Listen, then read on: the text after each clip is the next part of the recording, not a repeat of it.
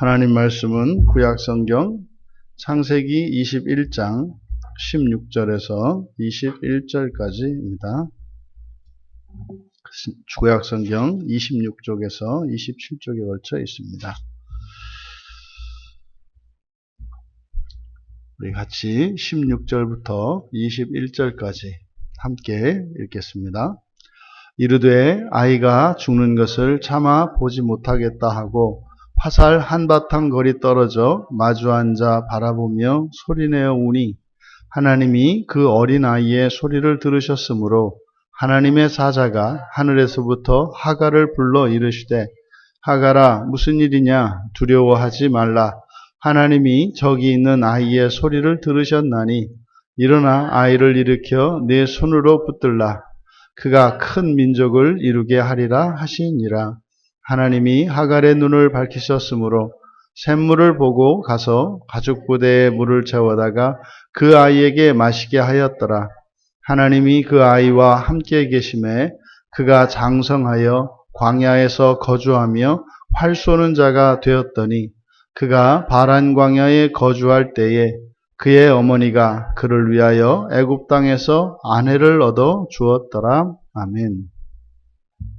함께 하시는 하나님이라는 제목으로 설교하려고 합니다. 이제 정말 생사를 알 수 없는 그런 지경이 되어버린 이제 하갈과 이스마엘. 이제 막상 물도 떨어졌고 먹을 것도 떨어진 그런 상황에서 이제 어미 된 자로서 이 아이를 자기 아들을 위하여 할 수 있는 것은 그것은 하나님께 드리는 기도밖에 없습니다. 하갈도 애굽에서 살 때 바로와 함께 우상을 섬겼던 그런 사람이었고 또 이제 사라의 몸종이 되어서 아브라함의 집에 와서 여호와 하나님을 알 것이고 또 여호와 하나님에 대한 이야기들을 들었습니다. 하지만 이제 하갈에게 있어서 여호와 하나님은 신뢰할 수 없는 하나님이죠. 혈혈단신 정말 그 아들을 하나 데리고 이제 정말 생사를 분간할 수 없는 그런 상황에 처해져 있으니 여호와 하나님이 언약의 하나님이고 아브라함의 하나님인들 자신과는 상관이 없는 그런 하나님이지 않습니까? 그러면 이제 아마 그가 기도한 것은 여호와 하나님이라기보다는 자기가 애굽에 있을 때 알았던 그런 우상들이거나 그런 것 아니겠습니까?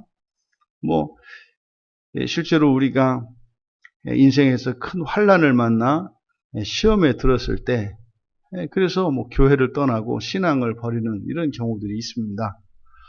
그때 하나님 싫거든요. 믿는 하나님이 아니라 그래서 다른 것을 의지하게 되죠. 근데 이제 우리들은 알기를 이제 오직 하나님 한 분이신 것을 이미 알고 있기 때문에 그 진리이지 않습니까? 하나님이 한 분이신 것을 알고 있기 때문에 다른 신을 섬기지는 못해요. 그렇게 안 됩니다. 알기 때문에. 그러니까 교회를 떠난다 그래서 다른 신을 섬길 수 있는 게 아닙니다. 만약에 그렇게 한다면 그 이전에 하나님을 아는 지식이 없었기 때문일 것입니다. 하지만 다신관적 사고를 가지고 있었던 하갈은 아직도 여호와 하나님은 많은 신들 중에 하나일 뿐이죠. 그래서 어찌하였든 이 하갈이 할 수 있는 자신의 힘으로는 아무것도 할 수 없었기 때문에 초월적 존재인 하나님께, 이것은 우리가 믿고 우리가 섬기는 삼위일체 하나님이라기보다는 그래서 초월적 존재로서 자신의 능력 밖의 일을 해결할 수 있는 초월적 능력을 가진 그런 존재로서의 신, 그 신에게 기도하는 일밖에 없었겠죠. 그래서 이 하갈은 아들의 생존을 위해 기도합니다. 그것은 차마 내 아들이 죽는 것을 차마 보지 못하겠다. 어쩌면 여기 안에는, 이 기도 안에는 아브라함과 사라에 대한 원망도 있을 것이고 자신의 인생 팔자에 대한 저주도 있을 것이고 한탄도 있을 것입니다. 하지만 그러함에도 불구하고 내 목숨은 괜찮으니 내 아들만큼은 살려달라, 뭐 이런 의미 아니겠습니까? 그래서 이제 화살 한바탕 거리를 떨어져 마주 앉아 바라보며 소리내어 울었다. 그러니까 여기서 화살 한바탕 거리라고 하는 것은 이제 활을 쏘아서 닿을 만한 거리입니다. 그러니까 눈으로 이렇게 보이기는 하고 소리로는 잘 들리지 않을 그 정도의 거리, 뭐 이런 개념 아니겠습니까? 거기에서 이제 소리내어서 울었다. 기도죠. 그런데 17절에 나오는 내용을 보면 하나님이 그 어린아이의 소리를 들었다 그래요. 기도한 것은 16절에서 하갈인데 하나님께서 천사를 보내신 것은 하늘의 사자가 오는데 그 사자가 내려온 것은 어린아이의 소리였다 그래요. 그러니까 16절에서 이 하갈은 어쩌면 자식의 마음을 아프지 않게 하려고 했든지 소리가 들리지 않을 만큼 거리를 두고 하지만 아들이 보이는 곳에서 멀리 떨어져서 기도를 한 거죠. 뭐 이제 대성통곡을 하며 기도하지 않았겠습니까? 이제는 뭐 둘 다 죽게 된 운명이니 나는 죽이더라도 내 아들은 살려달라, 뭐 이런 내용 아니겠습니까? 그런데 뭐 지금 이스마엘의 나이가 14이면 이제 뭐 알 만큼 알잖아요. 지금 상황이 어떤지도 알고 어머니가 하는 것이 뭐 어떤 행동인지도 알겠죠. 그래서 저만치 마주보고 이제 눈으로는 보이는 거리에 있기 때문에 어머니의 그러한 행동이 무엇을 의미하는지 알았을 것이고 아마 이스마엘도 같이 울었던 것으로 보입니다. 본문에는 이 아이의 기도는 나와 있지 않습니다만 분명히 뒤에 하나님께서 그 어린아이의 소리를 들으셨다 이렇게 말씀하기 때문에 어머니를 마주하고 어머니가 기도하는 그 모습을 보고 이스마엘도 가슴이 저며왔던 것으로 보입니다. 그래서 함께 울며 기도했겠죠. 그 기도를 들으시고 하나님께서 응답을 하십니다.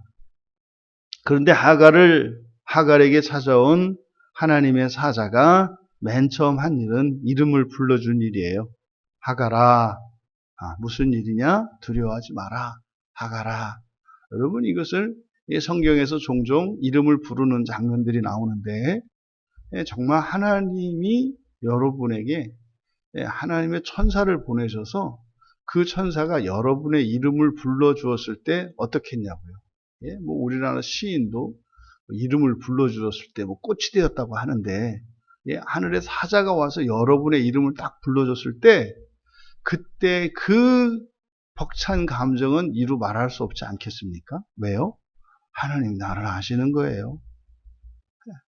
하나님이 나를 아시는 거예요. 그러면 지금 아브라함에게 아들을 낳아주었는데도 쫓겨나버린, 그래서 그 누구도 의지할 수 없고 믿을 수 없는 그런 하갈, 이제는 정말 정이 뚝 떨어지지 않았겠습니까? 그러면 뭐 그 이 세상 믿을 뭐 존재도 없을 텐데, 그런데요 뜻밖의 하나님의 사자가, 이 하나님의 사자는 여호와 하나님의 사자잖아요. 그리고 하갈도 마음이 상해서 여호와 하나님이 아니라 자기가 애굽에서 섬기던 그 신에게 여호와는 말고 뭐 이러지 않았겠습니까? 그런데 여호와께서 여호와의 사자를 보내셔서 하갈아 라고 이름을 불러주었을 때 아마도 하갈은 감정에 복받쳐 올랐을 것입니다. 내가 이러한 이 탁한 처지에 있는 것이 하나님께 알려줬구나. 알고 계셨구나. 그래서 그의 이름을 부르심으로써 하갈의 마음을 위로하셨죠. 그리고 두려워하지 마라. 그리고 저기 있는 아이의 소리를 들으셨다. 그러면 지금요, 여기서 왜 하갈이 기도했는데 하나님의 사자가 하갈에게 나타나서 아이의 소리를 들었다고 할까요? 여러분, 우리가 천사론에서 배웠습니다만 하나님께서 사랑하시는 하나님의 백성들에게는 하나님과 우리 사이를 중재하는 천사가 있습니다. 하나님의 사자가 있습니다. 그러니까 이 사자가 지금 하갈에게 가르쳐 주는 것은요, 이스마엘도 내가 너를 알듯이 하나님도 내 아들을 아신다는 거예요. 하나님도 내 아들을 아신다. 네가 너의 아들을, 내 아들의 이 생존의 문제를 가지고 이렇게 간절하게 절박하게 절망 속에서 기도하고 있는데 하나님이 너를 아시는 것처럼 내 아들 이스마엘도 안다 라고 하는 사실을 가르쳐 주신 거죠. 그래서 너의 기도, 그러면은 하갈의 기도는 듣지 않은 겁니까? 들은 거죠. 들으셨으니까 왔죠. 만약에 이스마엘의 그 기도, 그 소리를 듣고 나타난 주의 사자가 왜 없겠습니까? 그런데 하갈에게 나타난 사자가 내 아들의 소리를 들으셨다라고 하는 이 말씀을 통해서 아들의 그 생존의 문제, 이 생명은 하나님께서 함께 하신다는 사실을 가르쳐 주신 거죠. 오히려 하갈은 하갈 자신을 위해서 기도해야 할 일입니다.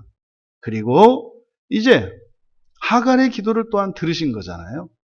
그래서 이제 하갈에게 일어나 그 아이를 일으켜서 내 손으로 붙들어라. 그가 큰 민족을 이루게 할 것이다.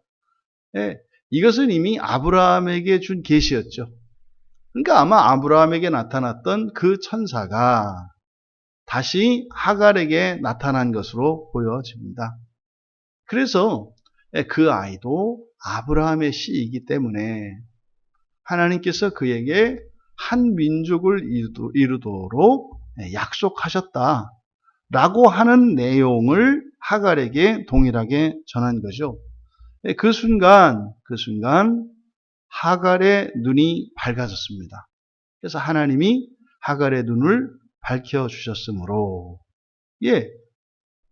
이렇게 하갈의 눈을 밝혀주니 주일에 우리가 나누었던 그 맹인이 눈 뜬 사건, 육체적인 눈, 사람의 이 시력이라고 하는 것은 육체적인, 다시 말해 빛에 반사되는 이 세상의 물질을 볼 수 있는 육체의 눈이 있고 또 보이지 않는 영적인 존재들과 영적인 세계를 볼 수 있는 영적인 눈이 있죠. 그런데 지금 이 우물이 보이지 않았어요. 그러니까 하갈은 두 눈을 뜨고 있었거든요. 그런데 그 브엘세바, 일곱 우물이라고 하는 그곳에서 물이 떨어졌지 않습니까? 그러니까 물이 분명히, 그러니까 우물이 있었던 거죠. 그런데 그곳에서 이제 육체의 눈으로 이렇게 있어도 볼 수 없다는 사실을 우리가 알 수 있습니다. 그러니까요, 실제로 우리가 눈으로 우리의 감각기관으로 감각하는 것이 꼭 사실만은 아니다라는 거. 하갈의 눈에는 보이지 않았던 거죠. 보이지 않았던 겁니다. 그것은요, 가려졌기 때문이죠. 그러니까 우리가 뻔히 두 눈을 뜨고도 보지 못하고 두 귀가 열려 있음에도 불구하고 듣지 못하는 것은 우리의 육체의 눈과 귀도 이렇게 뜬 상태로 가려질 수 있다고 하는 사실을 가르쳐 줍니다. 이거는 우리들이 많이 경험하잖아요. 특별히 성경을 보거나 설교를 들을 때 유난히 많이 경험을 하죠. 이렇게 보면은 성경을 수도 없이 봤는데 처음 보는 이야기가 나오는 거죠. 내가 예전에 이렇게 알았는데 이건 이상하게 바뀌는 거죠. 이런 겁니다. 또 설교도 마찬가지죠. 또 사실 사람이 대화할 때 그 말을 마음대로 듣지 않습니까? 그래서 오해하는 거 아닙니까? 그래서요, 우리가 평소에 살아갈 때도 하나님께서 내 눈을 열어주시고 내 귀를 열어주시도록 기도해야 할 일입니다. 귀가 막혀버리면요, 안 들려요. 눈이 닫혀버리면요, 뻔히 보고 있는데도 보이지 않는 것임을 알 수 있죠. 이제 하나님께서 눈을 밝히시니 샘이 보였고요. 거기에서 가죽 부대에 물을 채웠다 마시게 했다. 여러분, 그러면 이 상황이 다시 뒤집어 보면 어떤 상황입니까? 하갈이 이제 뭐 죽게 되었다고, 물이 떨어졌다고 울 일이 아니라 눈을 똑바로 볼 일이었죠. 거기에 있었는데 보지 않았던 겁니다. 우리가 이렇게 신앙을 잃어버리고 두려움에 사로잡혀 버리면, 그리고 스스로 절망하게 되면 길이 보이지 않습니다. 그러잖아요. 물에 빠져서 죽는 사람들이 익사하는 물의 깊이가 허리쯤이랍니다. 대부분. 그러니까 또 깊은 물에는 원래 들어갈 일도 없고요, 사람들이. 그래서 대부분 익사 사고가 일어나는 대부분의 가장 많은 수심의 깊이는 허리 정도래요, 허리 정도. 근데 왜 거기에서 익사를 하냐면, 허리 정도 되는 물이면 사람 몸이 뜨거든요. 몸이 떴을 때 스스로 깊은 물이라고 상상을 하는 겁니다. 왜냐하면 발끝이 땅에 닿지 않으니까. 그렇잖아요. 몸이 뜨니까 비스듬하게 되어 있으니까 당연히 발끝에 땅이 안 닿죠. 그러면요, 그 순간 겁을 집어먹고 절망하게 됩니다. 나는 죽었구나. 그래서 그냥 정신 차리고 일어서면 되는데 거기에서 혼자 빠져 죽는 거예요. 이게 이제 사람이 건지러 와 보면 허리춤 깊이에서 사람이 빠져 죽어 있는 겁니다. 이런 거죠. 우리가 당황하거나 이렇게 겁을 집어먹고 절망하게 되면 그것으로 우리가 죽어버려요. 그러니까 왜 높은 빌딩에서 사람이 떨어져서 죽을 때 죽는 원인이 심장마비라는 거잖아요. 떨어질 때 이미 자기 스스로 자기를 죽여버리는 거죠. 이것이 우리 안에, 이 사람의 육체 안에 있는 장치, 원리라는 것을 우리가 알 수 있습니다. 그러니까 눈을 떠보니 샘이 보였고 죽을 상황이 아니었던 것이죠. 그리고 이제 하나님이 그 아이와 함께 계심에, 이게 사실상 지금 하갈이 느꼈던 이 절대절명의 위기 상황, 이것은 하나님을 배제하였기 때문에 함께 하신 하나님을 의식하지 못했기 때문에 가졌던 상황이죠. 하지만 하나님은 그 아이와 늘 함께 계신다라고 성경은 말씀합니다. 그래서 그 아이가 장성하여 광야에서 거주하며 활 쏘는 자가 되었다. 죽을 수밖에 없었던 그 광야, 죽게 되었다고 생각했던 그 광야에서 그가 장성하였고 활 쏘는 자가 되어서 잘 살았다는 거죠. 여기서 나타내는 것은 바로 하나님이 함께 하셨다. 광야에서라도 하나님이 함께 하신다면 그가 살아가는 데는 문제가 없다는 거죠. 그리고 그 광야가 바란 광야라고 해요. 이때 바란이라고 하는 것이 아름답다라는 말에서 온 뜻이거든요. 단어거든요. 그러니까 바란 광야니까 아름다운 광야, 뭐 이렇게 되는 겁니다. 아름다운 광야. 그러면 이 아름다운 광야에서 그가 살 수 있었던 것, 그것은 아브라함에게 약속하셨던 그 약속을 이루시기까지 하나님이 함께하고 계신 것임을 우리가 알 수 있습니다.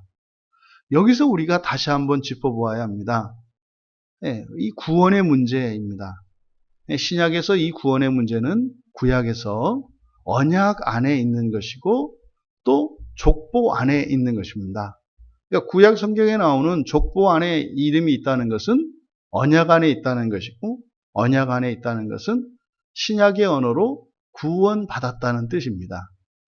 그러면 우리가 그동안 너무나 많은 사람들이 쉽게 자꾸 배워내고 해서 마치 무수한 경쟁과 시험을 뚫고 살아남는 자만 구원받는 것 같이 우리들이 배워왔기 때문에 구약의 인물들, 구약에 등장했던 아브라함의 자손들 가운데 예, 이렇게 가지쳐내는 이러한 사고를 가지고 있는데 그건 잘못된 거다.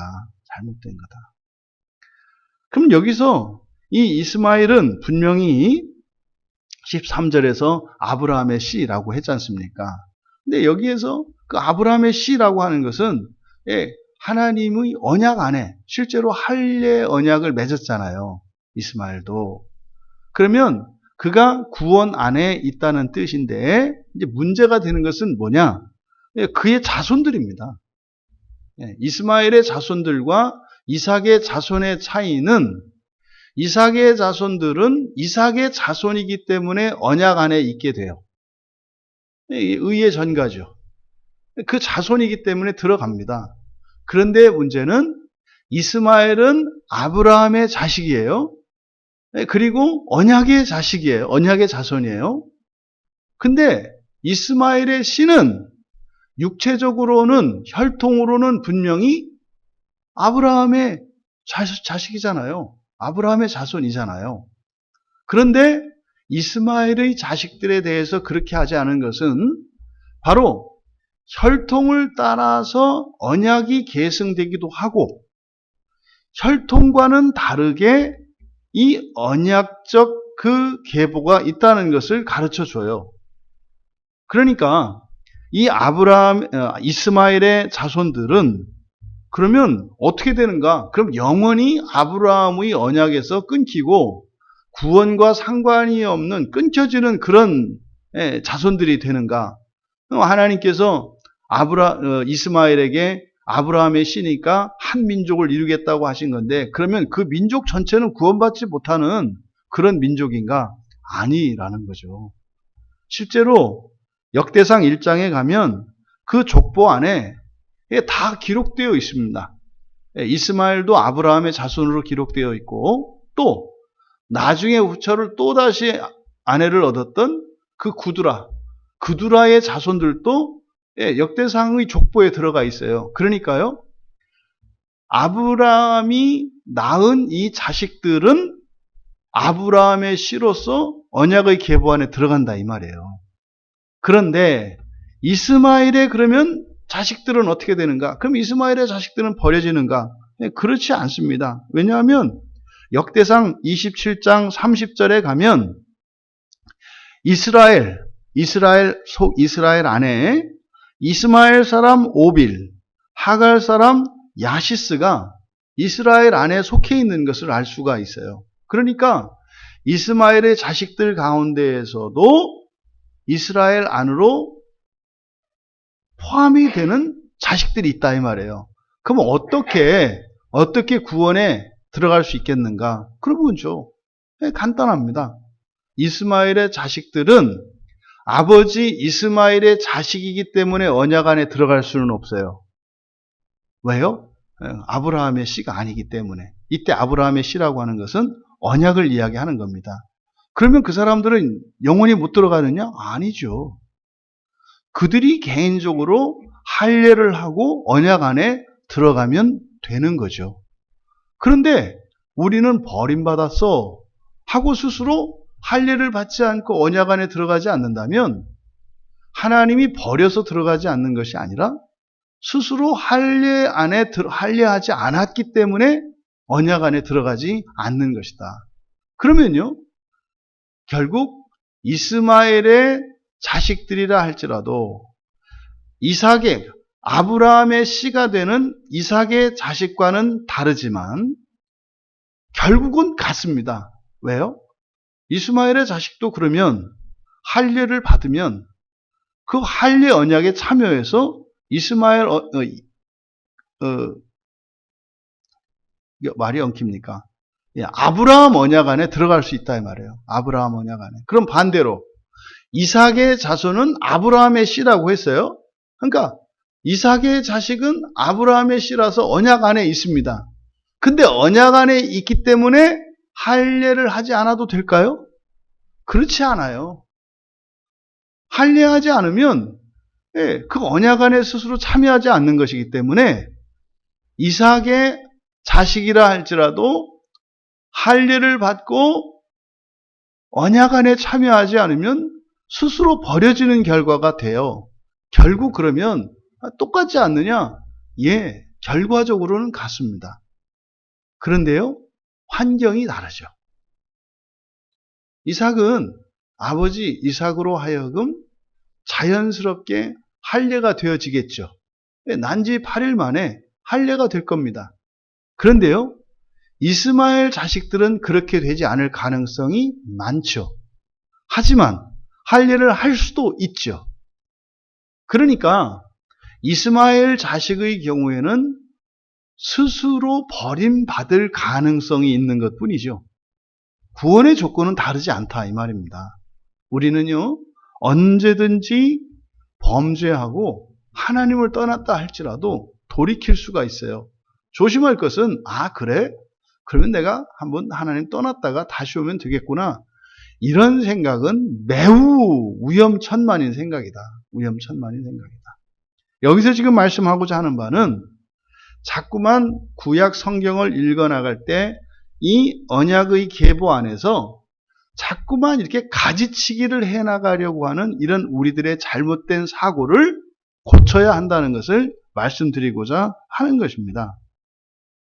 자, 그러면 이스마엘의 자식들은 이제 어떻게 되어질까? 뒤에 있는 이야기가 암울한 그림을 그려지게 합니다. 왜냐하면 바란 광야에서 거주할 때 그의 어머니 하갈이 그를 위하여, 이스마엘을 위하여 애굽 땅에서 아내를 얻어주었다 그래요. 애굽 땅에서. 그러면 이스마엘의 자식들이 할례받을 가능성이 매우 희박해졌습니다. 하지만 이스마엘만 정신을 똑바로 차리면 아브라함 언약 안에서 비록 쫓겨났지만 똑같이 구원 안에 있는 거죠. 다만 시험의 방식과 형식이 다른 것뿐입니다.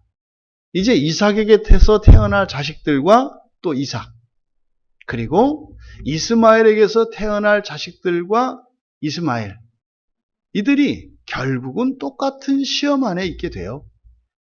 언약 안에서 하나님이 이루시고자 하시는 구원 안에 들어갈 것인가 말 것인가 하는 것은 본인의 선택 안에 달려 있습니다.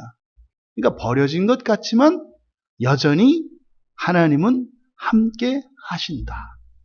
여전히 하나님은 함께 하신다. 하지만 하갈의 선택은 매우 불리한 상황에 처하게 되었습니다.